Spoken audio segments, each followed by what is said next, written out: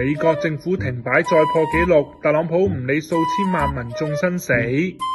美國聯邦政府停擺時鐘繼續走動，而家已經打破特朗普第一任期創下嘅35日紀錄，成為美國歷史上最長嘅政府停擺危機。數千萬民眾嘅生計被吊喺半空，但白宮嘅重心始終同民生疾苦背道而馳。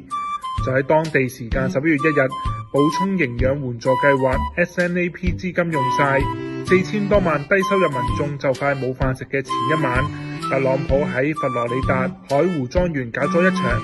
以開個小派對又唔會要人命為主題嘅奢華萬聖節派對。現場燈光閃耀，香檳氣泡同奢華燈光交織出紙醉金迷。呢個時候，特朗普同賓客談笑風生嘅畫面，同普羅大眾拎救濟品嘅場面形成鮮明嘅對比。當民眾為下一餐憂心嘅時候，特朗普反而又喺社交媒體上高調分享白宮林肯浴室嘅翻新成果，黑白拋光大理石鋪滿牆身，復古黃銅水龍頭，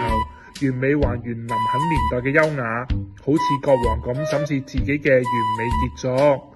特朗普呢波操作即時引爆輿論，加州州長國民紐森直言，喺聯邦政府因為預算僵局停擺，幾十萬聯邦員工冇糧出，仲有數千萬美國人面對食品援助福利中斷嘅情況之下，特朗普反而喺度炫耀白宮私人區域嘅奢華裝修，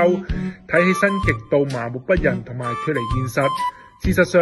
SNAP 資金中斷之後，已經有6個州嘅食品銀行宣布存貨告急，但白宮對民生訴求嘅回應始終停喺等法院澄清嘅拖延入面。呢場破紀錄嘅停擺根本就係特朗普政府責任感嘅停擺。特朗普高叫令美國再次偉大，到底係令自己偉大，定係令美國民眾感受到再次偉大呢？